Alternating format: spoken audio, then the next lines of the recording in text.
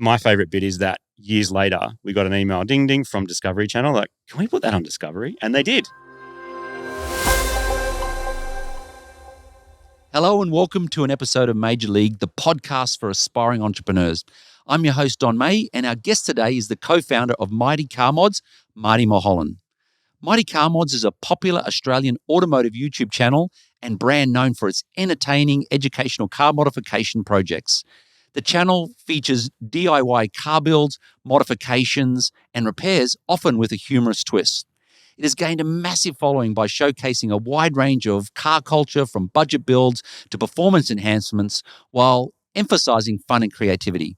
Marty was kind enough to come to my home to record this episode. Well, welcome to my home. Thank you. And really keen, we've met in the past, but really keen to just get a brief background on how it all started and the journey so far. Absolutely. We never expected to be Australia's most watched car show ever. But that's actually what it is, just by the pure numbers, if that's the metric you go by. People love numbers. I'm neither here nor there on that. But it is it a world ranking in any way?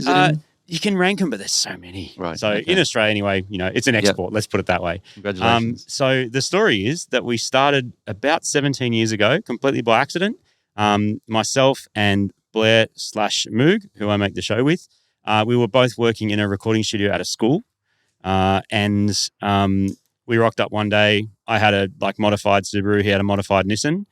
And we're like, oh, you're into cars. Oh, you're into cars. Oh, that's cool. And then we just became friends, which is what happens in car world, by the way. Mm-hmm. We went through a few different things where I got him a job at a place. He got me a job at a recording studio. And then it was really hard early on around the mid-early 2000s to put videos anywhere. Like you could make a video on your video camera with your video digital tape, but actually publishing it was actually quite complicated compared to now where it's really easy. So the technical hurdles, we were working in audio, so video is not too many fast steps away from that. And then this platform came up called YouTube.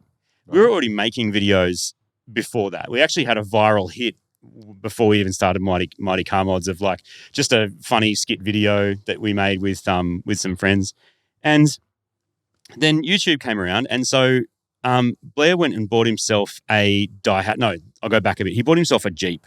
Okay. And then questioned that decision. It used so much fuel. It was not a good thing. He just wasn't into it. So he went the opposite, which sometimes happens, and went and bought the most fuel-efficient car money can buy, also very cheap, which is a Daihatsu Cure. It's like a tiny little hatchback, and it was bright red. It looked like a clown car. Anyway, he bought it. He's like, oh, I want to put a stereo in it, modify and make it cool. And he goes, can you help? Because he knew I was into cars. I'm like, yeah, bring it over on the weekend. So he came over on the weekend. He brought his camera and he's like, we'll film it. It'll just be funny and we'll show our friends. We need somewhere to put it. So we put that on YouTube. We go, what are we going to call it? I don't know. It'll be funny. We'll call it Mighty Mods because it's modifying a car. Yeah. Oh, great idea. Sign up. This is late 2007. Sign up. Cool. Made an account. And then we published a video, which is a bit tongue-in-cheek, actually. If it's still there, you go back and watch it. It's very tongue-in-cheek. And we published it and we got 300 views. I've got 300 people watch this. Really? But it was fun and we're just hanging out on the weekends anyway. So we work all week at the recording studio doing usually music for advertising. So Blair's a composer. I'm an audio engineer, also a musician. So all that time I was playing gigs late into the night around Sydney and then, staying up till 3 a.m, playing in pubs and then come home, get some sleep, go out the next day and then we'd film an episode of Mighty Car Mods. And during the week, be recording advertising and recording music. And this went on for maybe a year or two when we were still working together. Eventually that studio shut down and I went self-employed again, which I had been the whole time.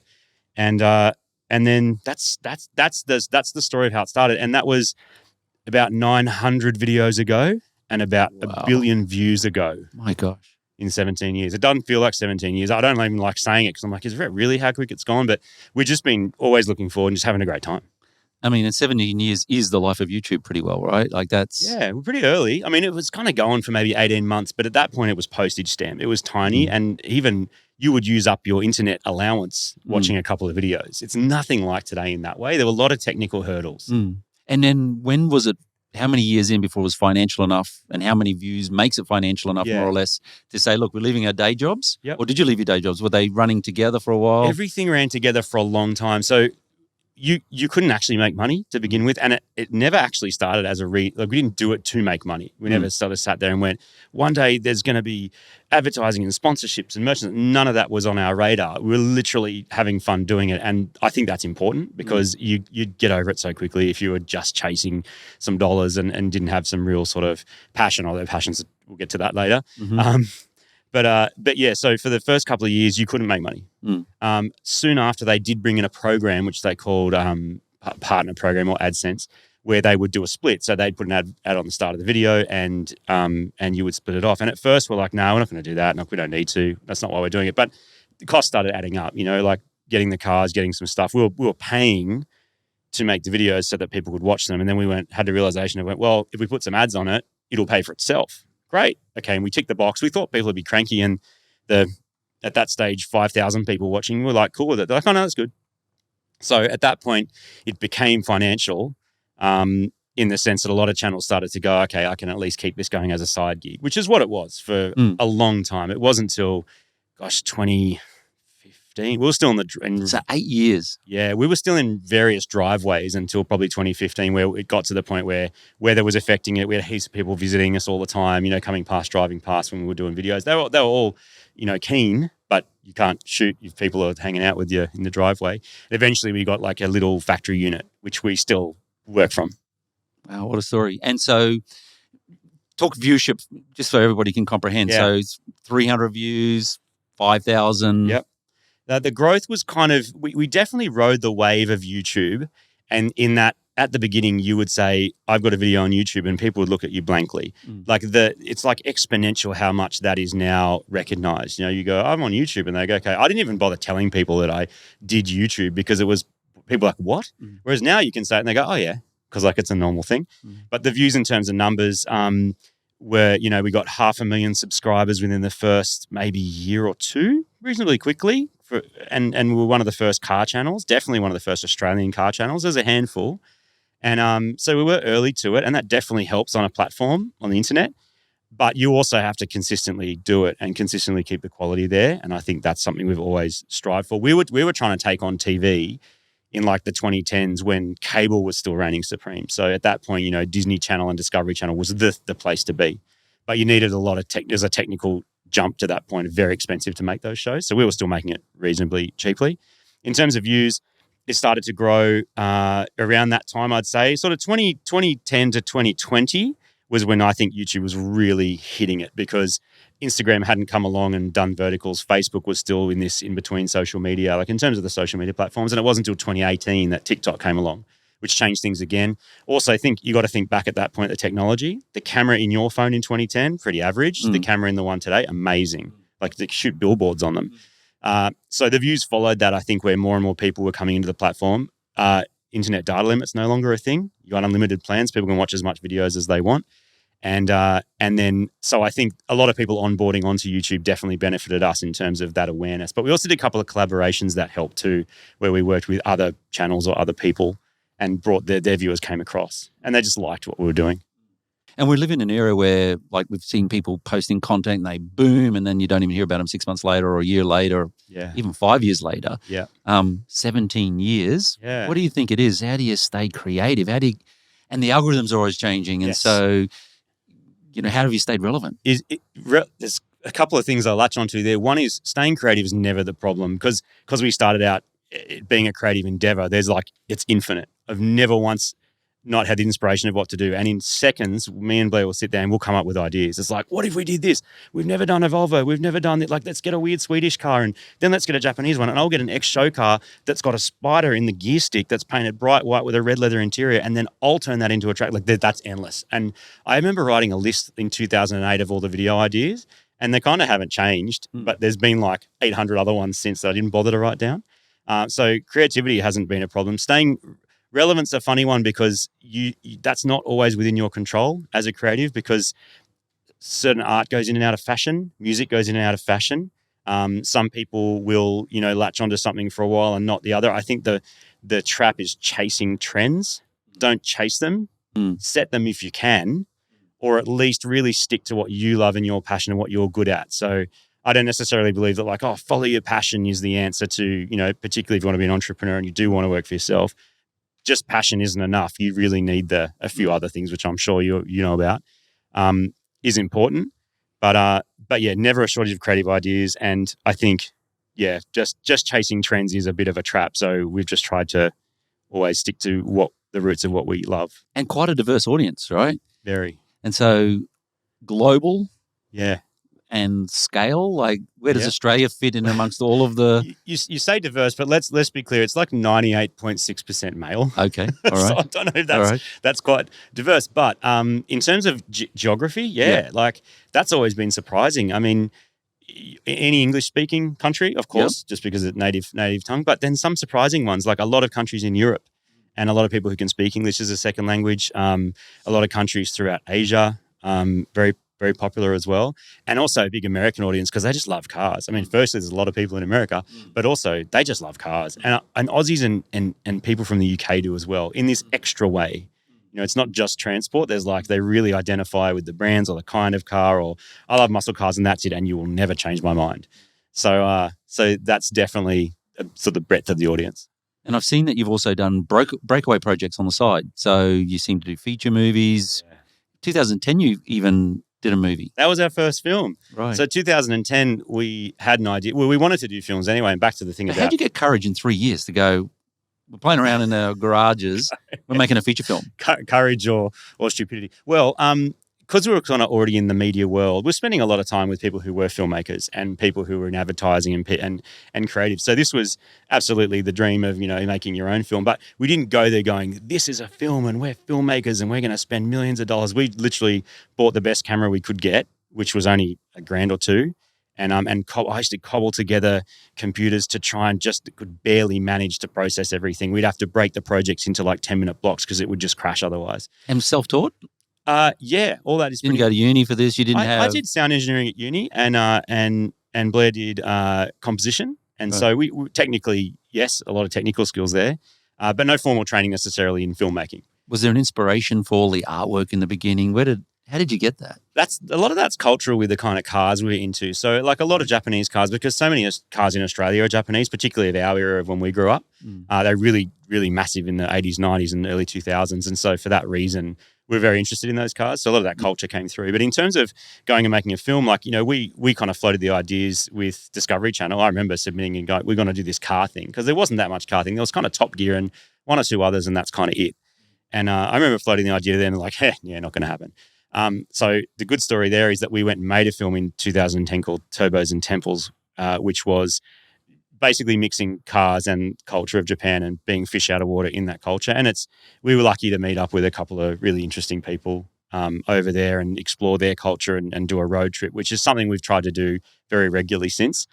My favorite bit is that years later, we got an email, ding, ding, from Discovery Channel, like, can we put that on Discovery? And they did. Wow. So they put a film that, you know, initially they knocked back, not for any particular reason, probably just because these two young, you know, idiots were like, hey, we got an idea, and like, nah, we're going to make, you know, MasterChef or whatever. And then eventually it ended up on Discovery. For a couple of years, they ran quite a few of our films. So we've done a few films since then, some in Japan. We've been to Singapore, France. We've done them in a couple of different countries. And that's one of our favorite things to do. Just amazing. And so take us through things like Mad Max, Fast and Furious. What is your role in those sort of things? So earlier on, I was talking about the fact we, you know, turned on AdSense. So YouTube would put some ads on. That was great. Some income streams coming in. So again, that sort of helped to fund doing our film. We got 2-for-1 Jetstar flights to Japan, which were $300. No food. That was when they first started doing that. You got no food, no extras, no nothing.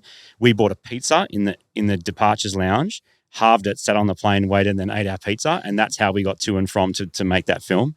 But again, we realized, okay, well, we're going to need some more budget to do this kind of stuff. And we just ended up being independent, partly because YouTube wasn't taken that seriously. People would go, oh, there's a business in that. Like, we didn't know there was a business in that either. We just knew we had to make money. So we treated it like a band. Okay, what does a band do? A band tours. All right, so we'll think about doing some live show. What else does a band do? They got merchandise. And people were asking us, like, oh, you should do a Mighty Car Mod shirt, or I'd love to put a sticker on my car. And so I actually got the stickers made, and I would send them out to people for free. Like, I would weed the stickers, get them printed, cut them myself, put them in the mail and send them to fans, and eventually went, I probably need to start charging for these. So $5 a sticker, and away it went. And then income streams, back to your question about the other things that happened, we also started getting some emails. So from bigger, companies like maybe Universal, who do the films, like Mad Max, Fast and Furious, things How like did that feel to get Hollywood? Yeah, it was good. I mean, we were kind of comfortable with advertising land, and that's who was talking to us. We weren't talking to the movie studios. We're talking to people advertising for the films. Right. And at that point, they kind of realized, well, a lot of our audience, our younger audience, is on YouTube. So we want to talk to them. How do we talk to them? A car audience. These people are getting harder and harder to access because they're not watching TV. They don't care about billboards, not listening to radio. They're on YouTube. That's what they're watching. So they went, well, we'll start doing what they will call, or was eventually called, integrations. Now, at this point, influencer didn't exist. YouTuber didn't exist. That was all new. We just went, okay, cool, this sounds fun. So they went, hey, we'll give you some budget. Come over to the States. You can, interview some people, talk to the guys who made the cars for the show, which is great. Our audience loved that. And at one point, we even went to Cuba, which is we managed to get to Cuba, which was great. And that's a bit of an eye-opener. And that all happened because of, basically... It's a whole country of modified cars, right? They wanted our audience. That's what they wanted. And we understand there's value there. But at the same time, we're not interested in selling out our audience and treating them with disrespect because, they love what we do and we love what we do. And it's actually quite a positive thing. So to treat them like, we'll just feed you anything, it doesn't work. It has to work. So we've knocked back 95% of those emails over time when they've come through and said, there's an opportunity. And it's like, no. Oh, this one might work. This might be a good fit and let's do it. And that probably means that we don't drive Lamborghinis, but it means we're still here. And the audience probably knows how authentic you are too, because you're not just selling out for the advertising. I mean, the audience knows that we're car people, and for all the positives and negatives about being a car person, they also identify very strongly with it. So you can have a chat to anyone. It doesn't kind of matter what car it is. It's like you just get it. I know you like Porsches, right? Yeah. So it's like. You've got something instantly to talk to another Porsche person about. And you all know the same, vernacular and stuff. So I think that's a special part of what it is that we do. And that's the glue that holds it together. I was amazed that there's Mazda people and there's Gemini people. I remember that. When I was young, they were all the things that I loved, but I didn't know that it's still fanatical today. They still are, and it's great. And we often compare it because, it is a niche. And there's people that there's people that go on knitting cruises. They'll fill a cruise ship full of people that like knitting. There's all these hobbies, and I think that's great that exists. So we're not just all doing the same thing every day and work, sleep, and that's life. But I think it adds a lot of flavor. And there's good and bads to all those niches of car people that give it a bad name and do stupid stuff, and people that kind of lift it up. But a lot of passion. I know we met because you rebuilt your first delivery car, which ironically was my first delivery car, a Sandpiper Gemini. My second car was a Alfa Romeo GTV. I'm sorry. It was the biggest piece of rubbish. But you loved it, didn't you? I would tell everybody, 16 valve, the quad Webers that were over the top. But the thing just kept blowing up. It's cool. It just doesn't work. It doesn't work. I live in Queensland. Yeah. And you'd be crunching the gearbox because the gearbox was in the back. It never got warm. So by the time I got to the pizza store, anyway, it was, so you're talking about it, and that's interesting because it's often those ones that you kind of remember and go, because it was the experience of it. You're like, am I even going to get to work? Is this going to even happen? And a lot of the decisions we made early on about the cars we had, because we've had hundreds of cars on the show, and especially early on, a lot of those cars were our daily drivers. They still are a little bit, but there's a variety of stuff we're doing now. But back in the day, I went from a little Nissan hatchback to a Subaru wagon because at that time I was doing gigs and my drummer needed somewhere to transport his drums to the pubs so I'm like, I guess we're doing this car on the show. And so a lot of those decisions early on where people would think it was calculated was not really about that. It was about here's what's going on. So, and as people's appetite for content has increased because it's insatiable, and that's the trap I think some people fall into. It's like, how do I just keep pumping out content 24/7? My advice is don't. Right. Be very thoughtful about where you put your energy and make sure you gain energy from other things in life, trying to keep fit, trying to eat well, trying to sleep, all those things, keeping up with the people that love you. That's all really important to feed that creativity and that passion. But so since those early days of those daily drivers, it's there's been hundreds of cars and there's stories attached to all of them. You still must work pretty hard because I'm amazed how much content you're putting out. I'm watching these cars getting modified, but then you're doing another feature film more or less in Tasmania. Yeah. So how do you, how many days a week? What's the size of the Yeah. crew now? Are the other crew writing some of the stories as well, doing investigations? How does it all come together? So creatively, it's me and Blair that run it. Like we do have it set up as a business because we had to, and so set it up as a company basically to do all that. And then all the creative comes from us. And then we have a couple of guys that help us. So we have like a camera guy that's with us most of the time, does a little bit of editing, assembling. We will still edit and publish the videos ourselves. So every single video that goes out, me or Blair has done the final run through of that. So we voiceover Blair, particularly with his music. Like even today when I left to come here, he was making a new track specifically for the RX-7 that has all the cues of the time and era that car came out. Like a lot of thought goes into that, which is another layer of it. And back to the thing about the technology, once upon a time, you couldn't put music on YouTube videos because it was all licensed or it would get taken down. So us being able to make the music was a huge level up. Now you can get a lot of library music and just whack it on. And it's, again, less barriers to what we had to deal with.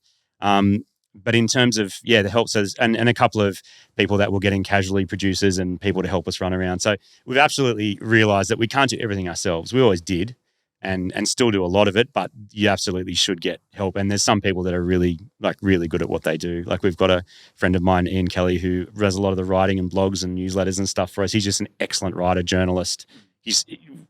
I love what he writes all the time. So people like that, we've sort of brought in the crew, but we still kept it pretty small. It's like less than 10 people all up that I would run into. You've got to send out our merchandise. We send all that from our own studio. Yep.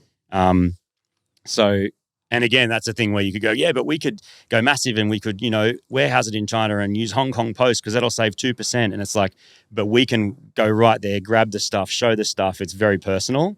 And there's a balance there about, how much are you chasing that dollar versus keeping that authenticity that people really like. So, and in terms of how often we work-life balance is huge. I know I touched on that in terms of not burning yourself out. That's a big problem for a lot of people in social media. It still is because the robot just wants more. We call the algorithms the robot. Like, what does the robot want from you?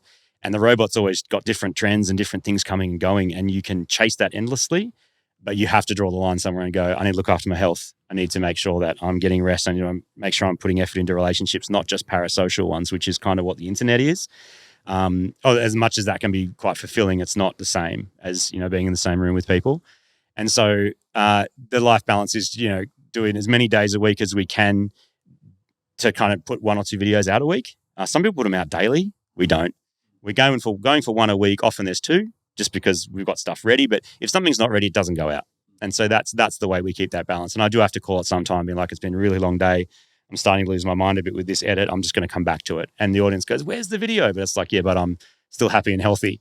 Not, a puddle on the floor because I got the video out at a time that I set myself that will apparently get me 1% more views. And 17 years, Blair and yourself, stayed strong mates and have a business together. It's actually, we've been mates for 21 years. I think I met him in 2004 originally when we first met. And did you really define your roles in the business so far? Is it really, really clear, or is it grey because you're both creators? And it's running a 50-50 business is tricky with anyone. And in my opinion, you kind of have to do it that way. Like especially in a creative endeavor like that, if you start splitting up and going, well, I do 3% extra of the accounting and you do 4% extra of this, like I just don't think it works. So at one point we just had to sit down and go, let's just 50-50 and then forget that and then get on with it, because we're both obviously putting in so much of ourselves, time and energy into it, and still do, that I think that is just been what's worked best for us. In terms of roles, there's some stuff that I've been drawn to, more the technical side of things, of the more highly technical stuff of modifying cars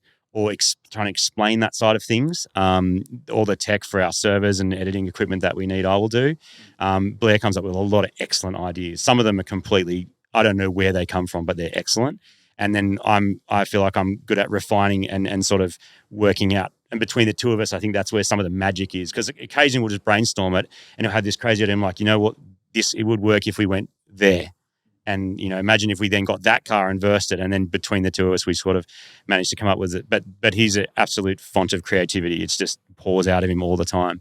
He's also excellent at music and production. He's definitely got a really good sense for that editing. He's a really good editor and and a lot of other skills as well, and great personal skills, which has been helpful when we've been dealing with sponsors and fans and people all over the place. And is there a final say out of the two of you on what goes to air? Depends what it is.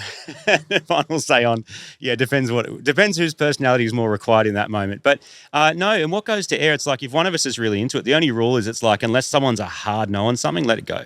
And have you scrapped episodes? No, I don't think. I think maybe one or two, and then we ended up bringing it back like 13 years later, going, "Well, you should put that one up that we made that we thought was crap." Yeah, and it's actually, in historical, it was kind of fun. So no, I haven't really had to scrap anything, and our robust conversations are few and far between, and it's usually from external pressure or something you can't anticipate. Which in this entrepreneurial world is that you never know. Like this thing that can be the most random thing can come out of nowhere. And that they're the ones that I feel can sometimes cause the most stress because you don't see it coming. And so you got to just be like, oh, what do you do? And that's where your business sense comes into it, but also your humanity of going like, what's actually going on here? Like, is someone upset about a dollar value, or is someone upset because something went wrong or they feel wronged in some way? Like, what is that? And it's that sense pushing through that I've had to really learn. I've always been interested, somebody who's their whole passion. So a lot of people, cars would be a hobby on the side. They go to work, they've got their family and so on. What are your other hobbies then? Because your hobby is your work. So how do you... That's a good question. My other hobbies, music's always been a big one. Yep. But all I did was kind of shift one to the other. So I was doing music since I was a kid. I went to a performing arts school, but I was also very interested in the technical side of things. So that's where audio engineering came into it, because I wanted to learn how to record stuff, and I was just interested, and I knew a lot about computers, which helped. And so those hobbies remain.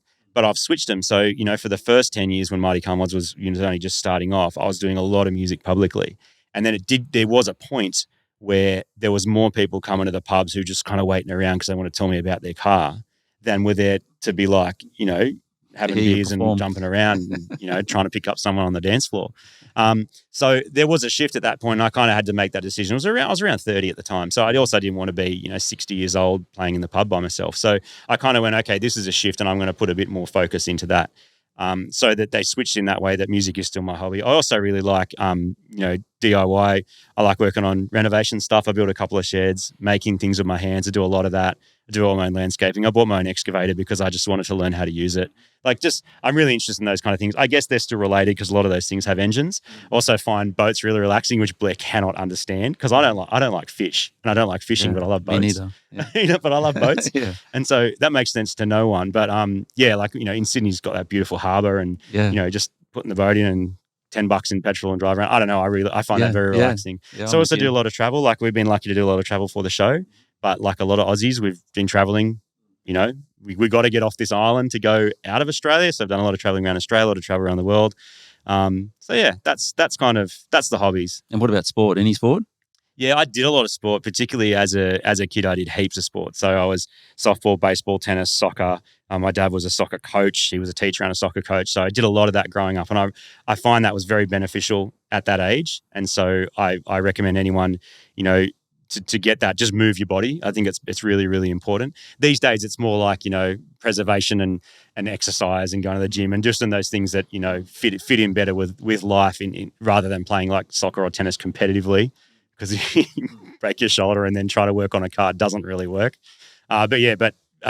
Me and Blair particularly, he's very much into fitness and exercise as well. So it's also, you probably realize, it's good to be around people like that as well, because they're very focused on their health and well-being, and so you kind of end up absorbing a bit of that. So always been active and always been into sports, but these days it's more like, gym and healthier. And what about other entertainment platforms now? So YouTube's main channel.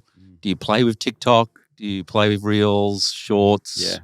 So where's that all going? And is that going to get bigger? What's your view on all of that? So I could talk for hours about this because I'm interested in how it all works, not from a top-down perspective of going, how does this, granularly affect my business? It's some of that, of course, but also I just find it fascinating having been inside it for so long, having seen all the changes with all the social media platforms and seeing how much it's driven by the tech industry. And anyone can see that entertainment has been absolutely taken over by tech.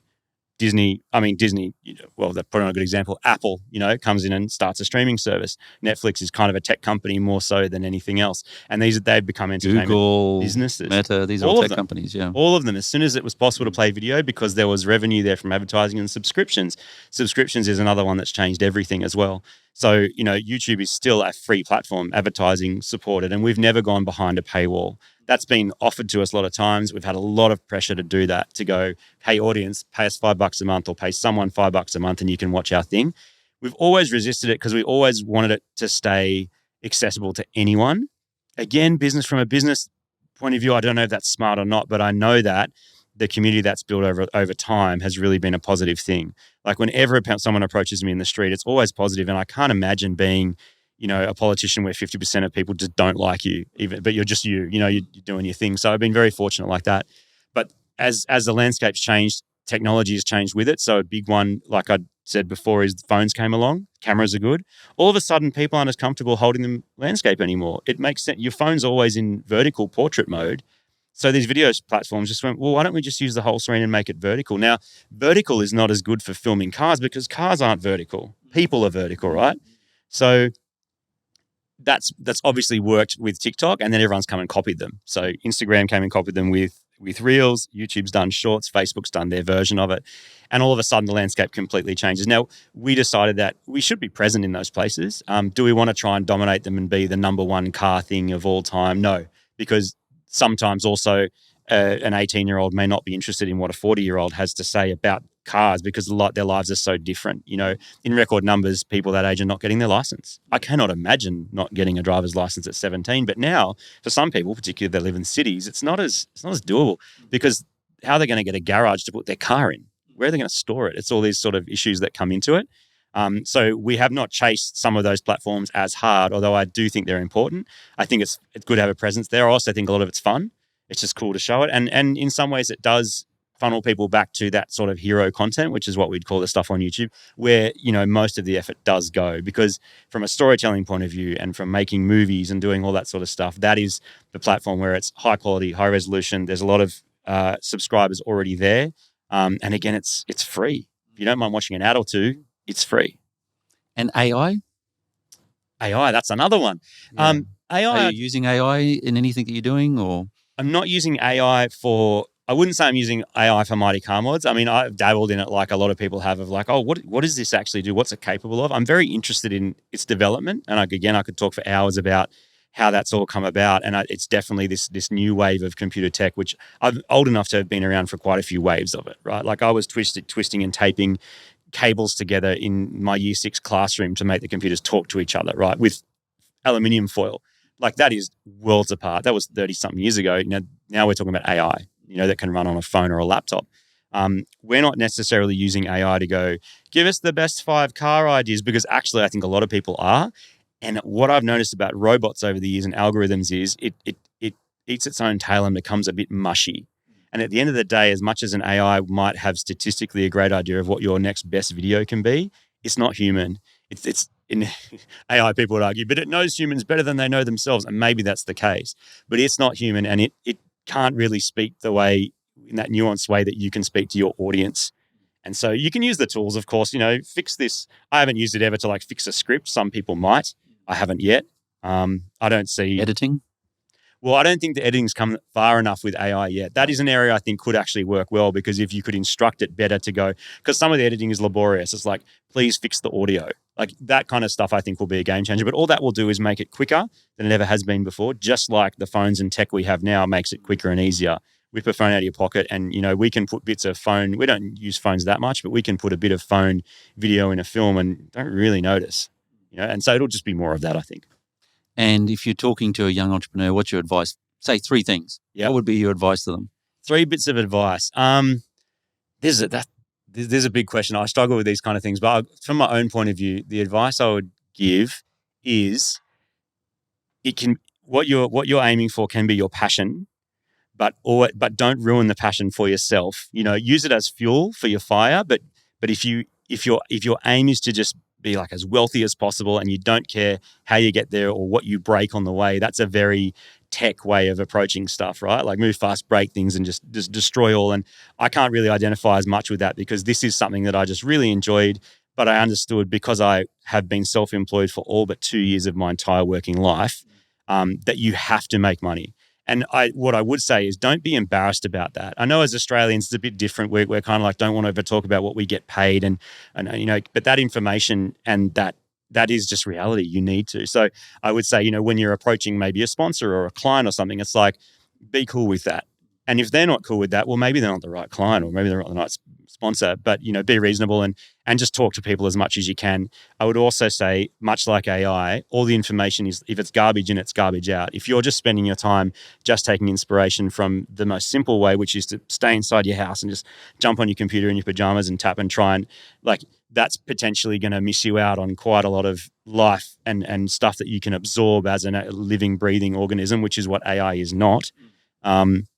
That's where some of the magic might be, and those interpersonal skills you will develop. Talk to as many people as you can, even if you feel like your personality is not necessarily, I'm not good with people, I'm not a people person. I could say that too, I guess, because maybe I'm more comfortable wiring up a server. It's not, it's just all these things play into each other. So if there's some of those skills, you can practice them. A lot of those are skills you can practice, interpersonal skills, speaking, public speaking. I still get really nervous public speaking, but I just realized I just got to do it. And then you see yourself getting a bit better at it, and all these things kind of go in. So I would just say, don't burn your passion despite everything, use it as your fuel.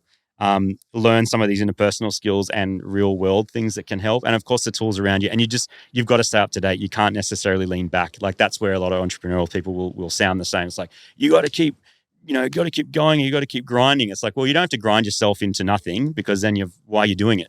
What's the reward at the end? Oh, you're 75 and you made some money and you kind of burn a lot of people. That's not a nice thing to think, a way to live, I don't think. And so I reckon if you can balance all that and you found something you really like and you can make money from it, that's a very joyful place to be, because you're like, great, this is, a financial reward. Let's be realistic. You need money in the world, like you do in the society we live in. You need it. So you got to make it, work out what your goals are and sort of work towards them, I guess. Great advice. And are you brave enough to say where you'll be in 5 and 10 years? 5 and 10 years. What does the business look like, or what does Mighty Car Mods look like, or anything that you're doing? Yeah, 5 or 10 years. I don't often think about that sort of stuff, probably because I haven't been in enough job interviews, because I haven't had enough jobs. But the creativity and what spurred Mighty Car Mods on to begin with is the same. So while me and Blair occasionally do discuss structures of going what's realistically, if we've got this super garage shooting space and our warehouse and all this sort of stuff, the realities of a business is true. It's if that gets to a point where we can't, we're going to have to change things. But in terms of actually creatively, working on things together, playing with cars, filming stuff, being creative, that isn't something I really see changing. And I know that's not a great business plan, but it's worked really well for us so far. And that's something that I think, despite all the different changes of the platforms, I think that is something that we absolutely have going for us. And so platform can come and go. Storytelling is something that I think is so important. And that's what it is. It's actually just storytelling, but it happens to be about cars. And the films might be more storytelling. We have a, weekly talk show, news show, where we just talk rubbish for an hour and people love it. But it's just because it's organically coming straight out.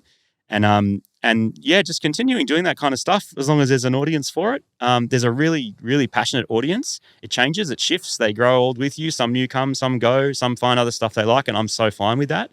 But the audience that we have, they're awesome because they're just our kind of people. So I've heard that some of the YouTubers are currently being bought out by corporations and so on. How do you feel about that? Yeah, we've got a couple of emails where you'll get, we're an investment company and we've, invested in, but I think what it actually is a deal kind of like a corporate structure where they say, we own 50%, 80%, 90%, 100% of what you do. You work for us for a couple of years and we're just going to pump it and somehow extract value from it. There's a few YouTubers that have done it. I don't know the ins and outs of exactly how it works, but it is something that you're seeing in the space, which is kind of fascinating because that would never have been a thing at the beginning of YouTube where someone would say, and my understanding, some of these bigger channels is we're talking tens of millions, potentially hundreds of millions of dollars, which is life-changing for some of these people who have started like us in a garage. So I think you're seeing the full might of new media coming behind it, where it's okay, we have a crew of people who are really good at socials. We're going to re-edit everything for you. We're going to, take away some of the friction that you have in what you do with our team. And I guess if they do it for a lot of people at once and have a lot of control over the advertising, potentially there's some really good money there. We don't do burnt-in ads. And by that, we have a range of sponsors, corporate sponsors, who it's it's a long-term thing. We don't want to just say, give us $5,000 and we'll talk about your phone or your energy drink. because it doesn't seem as genuine with the audience as going, no, we actually use this stuff. Like because we're car people, we use these tires, this oil, we always have been using it. And that seems much more genuine. So that's sort of how that structure has worked for us. I mean, you've got over 900 episodes. I imagine there's people wanting to monetize that if they can think of other creative ways, but it is interesting. And what about, how does your family feel? Your mum, your dad, other family members? Yep. Always. My family's always been really supportive. I've been lucky in that way that both my parents were teachers. And so the education world was always a thing. I mean, me and Blair met in a school. I was doing sound engineering there. He was teaching composition as a part-time job. And so there's always been, that educational side has always very much been part of it. And so a lot of our episodes, especially in the beginning, and some even now, were DIY, do it yourself. So that's kind of educational content. So you're either, surprising them or educating them or being entertaining, and ideally a combination of all those things.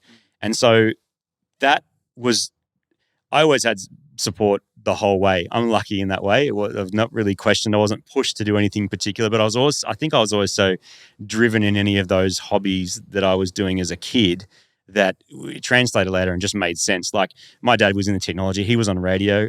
Blair's dad was on radio as well. So kind of from that world. And he got into very early video editing when you could only edit a minute of footage on your average computer, and it was all videotape and stuff. So I was a 10-year-old kid, already kind of knew the concepts of it. And so no surprises there. Dad came to a couple of our very early car meets. He's just into it. He just thought it was great. He'd get on socials and go, oh, my son's doing this. So that was really nice. And my mum's actually a proper car person. She's really into it. She actually, my favorite / slightly frustrating thing is she'll come over to Mighty Car Mods. She'll wave at me, bypass everyone, walk straight up to where we keep our stickers, and she'll just start rating it. And so she'll go and take some stickers and take some lanyards, and she'll walk out with a bunch of stuff, buy and leave. Well, see ya. And then 2 weeks later, she'll have run out. I'm like, where did it all go? I gave it away.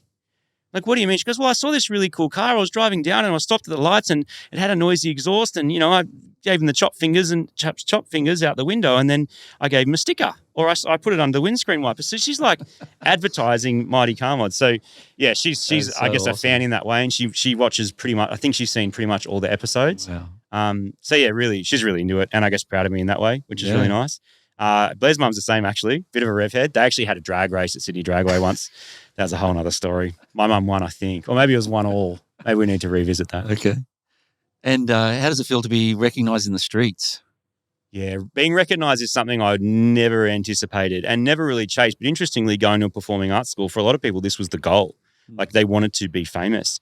I didn't want to be famous necessarily, but I realised that a path to being able to have the cool experiences and doing this stuff, recognition is going to be involved. When we started, anyone filming you was really weird. I mean, these days, everyone has a phone, everyone films themselves, sends it to their mates. It's not a thing. But then being filmed and seeing yourself, at first it was really confronting. I'm like, oh, okay, this is what I talk like and sound like. All right. And so in some of the early ones, I'm very much like not projecting as much and a bit more, I guess, nervous. And I was also 24. But as the technology changed, more and more that happened. Recognition was a thing. The one that blew my mind was, it was over a decade ago, and I was in Canada somewhere, like Montreal, somewhere not even car related, and in the city. Happens more outside the city, by the way. And someone from across the block was just like, Marty. I'm like, what? Happened in Japan, happened in a few places. And if I go somewhere there's like a lot of cars and a lot of car people, it's like everyone wants to say hello. Walking around the shop sometimes, people, there's a lot of selfies that do happen. I try not to knock them back. Occasionally I have. I think remember COVID when you couldn't get toilet paper, and I think I had bought someone came up and said, can I get a photo? I'm like, right now? Maybe you just let me buy the toilet paper first? He's like, okay. And by the way, distancing. Yeah. So that's definitely been something I had not anticipated for my life. I always have to remind myself that for 99.9% of the people, this is a very positive experience for them. Even though it might have happened 6 times today and I had no sleep last night and it's been really busy, it's like that 30 seconds means a lot to them. Yeah. So, and also just talking to them, I often just ask them, what car you got? Tell me because it's interesting, and there's always stories. Oh, I got a Civic. I got it from my grandma. I did this, did that. There's always a lot of positivity there, even though it can sometimes feel like a lot. And is there much of a difference between the different car mod fans around the world? Or is there something unique about Japan or Germany or? the different cultures are really fascinating. We went to Germany to like a Volkswagen show. It was actually like a takeover of an entire town called Wörthersee. It's just in Austria, I think, actually. It was amazing. Like there's just thousands of people there that love Volkswagens. And a lot of those people knew us, and we actually did a Volkswagen up and took it there and ended up on German TV or whatever. And that's fascinating. Then yes, Japan's very, very different again. The States, the eclectic tastes in the States is wild, but it is driven a lot by what was available in those markets. But also driven by strange things like what video games did these people play when they were 10? Because like they might have had, Gran Turismo, an early version of it where it was all pixelated, but they just fell in love with that car. And so they ended up wanting that car. And so that's where a lot of the tastes come from. And they're just living their dream. They end up with their hero car. YouTube's such a different career. What sort of life has it afforded you? Yeah, well, I remember in year 12, they came in and they did like a careers thing. And they're like, most of the people's, and someone walked in and they're like, most of the people here's jobs have not been invented yet. It's a line they use a lot.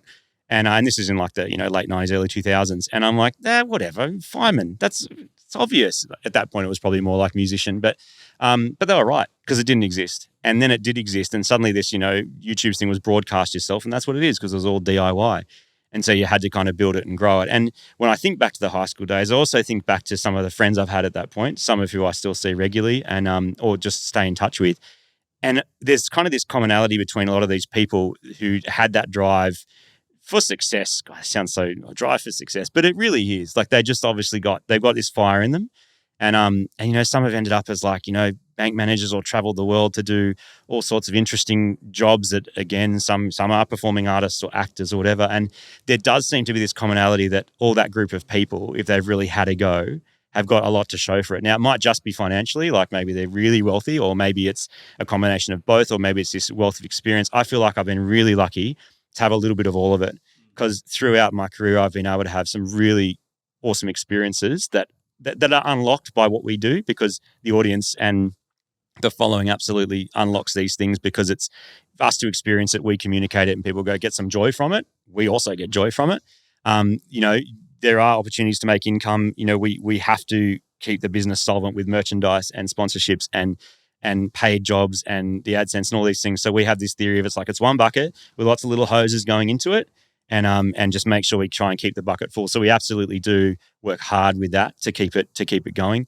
And like we're like a lot of Australians, you've got a mortgage or whatever, you're trying to pay your house off and do all those kind of things. And I'm very lucky. I feel like I'm on a similar level to a lot of those friends in school who really had a go. And that's a nice feeling because especially as a creative or particularly as a musician, like that's a hard road. Like, you might be 21 going, cool, I'm going to kill it. And what if you don't kill it? Because I was earning $250 a gig doing gigs and I loved it. And I think my best year I made 60 or 70 grand playing music, which is not bad actually, particularly at that time. But I had to work really hard for it. And I'd say I'm working as hard or harder now, but because of the breadth of what I've done, there's definitely more income coming at it. I still don't need to drive super flashy cars or have a super flashy house or anything, but I definitely I understand the importance of setting up that financial security. And that's kind of what it's about. That's the society we live in. You can fight it all you want, but that's what it is. And so you play that game as best you can and still try and, have a good time doing it. We make a lot of people happy, so you deserve to get something from all of that. Well, Marty, what you're doing is pretty incredible, and thank you for all of the fun pleasures that you've given so many people by doing what you love. And it's so obvious to everybody that you and Blair are really authentic, good blokes doing some great things. So congratulations. Thank you. I feel like I should have asked you way more questions because I reckon you need to interview yourself or someone needs to interview you because it's going to be this massive knowledge bomb. But I appreciate all the questions and thank you for having me. Thank you, Marty.